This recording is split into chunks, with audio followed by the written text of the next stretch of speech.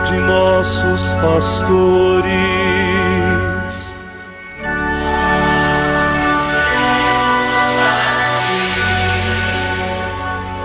Professando todos uma só fé,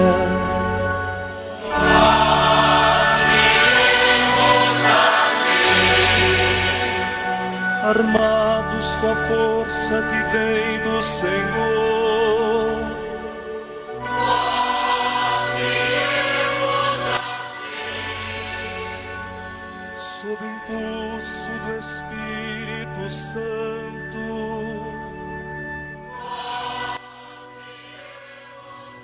E nesta sexta-feira da 27ª semana do Tempo Comum, meu irmão, minha irmã, a Igreja nos traz uma palavra da tradição. O texto que nos é oferecido hoje na segunda leitura do Ofício das Leituras na Liturgia das Horas é tirado da primeira exortação de São Vicente de Lerins, presbítero, do século V da nossa era cristã, e traz como título o desenvolvimento do dogma na religião cristã. Ouçamos atentamente esta palavra da Igreja, que é catequese, instrução para a nossa vida de fé.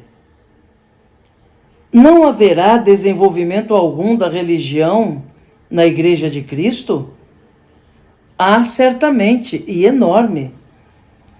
Pois que homem será tão invejoso, com tanta aversão a Deus, que se esforce por impedi-lo? Todavia, deverá ser um verdadeiro progresso da fé e não uma alteração. Com efeito, ao progresso pertence o crescimento de uma coisa em si mesma. A alteração, ao contrário, a mudança de uma coisa em outra. É, portanto, necessário que, pelo passar das idades e dos séculos, cresçam e progridam tanto em cada um como em todos, no indivíduo como na Igreja inteira, a compreensão, a ciência, a sabedoria. Porém, apenas no próprio gênero, a saber, no mesmo dogma, o mesmo sentido e a mesma significação. Imite a religião das almas o desenvolvimento dos corpos. No decorrer dos anos, vão se estendendo e desenvolvendo suas partes, e, no entanto, permanecem o que eram. A grande diferença entre a flor da juventude e a madureza da velhice, mas se tornam velhos aqueles mesmos que foram adolescentes, e por mais que um homem mude de estado e de aspecto, continuará a ter a mesma natureza, a ser a mesma pessoa. Membros pequeninos na criancinha, grandes nos jovens, são contanto os mesmos. Os meninos têm o mesmo número de membros que os adultos. E se no tempo de idade mais adiantada neles se manifestam outros, já aí se encontram em embrião. Desse modo, nada de novo existe nos velhos que não esteja latente nas crianças. Por conseguinte, esta regra de desenvolvimento é legítima e correta, segura e belíssima a lei do crescimento, se a perfeição da idade completar as partes e formas sempre maiores que a sabedoria do Criador pré-formou nos pequeninos. Mas se um homem se mudar em outra figura, estranha ao seu gênero, ou se acrescentar ou diminuir ao número dos membros, sem dúvida alguma todo o corpo morrerá, ou se tornará um monstro, ou no mínimo se enfraquecerá. Assim também deve o dogma da religião cristã seguir essas leis de crescimento, para que os anos o consolidem, se dilate com o tempo, eleve-se com as gerações. Nossos antepassados semearam outrora, neste campo da Igreja, as sementes do trigo da fé. Será sumamente injusto e inconveniente que nós, os pósteros, em vez da verdade do trigo autêntico, recolhamos o erro da simulada cisânia. Bem ao contrário, é justo e coerente que, sem discrepância entre os inícios e o término, ceifemos das desenvolvidas plantações de trigo a messe também de trigo do dogma. E se algo daquelas sementes originais se desenvolver com o andar dos tempos, seja isto agora motivo de alegria e de cultivo.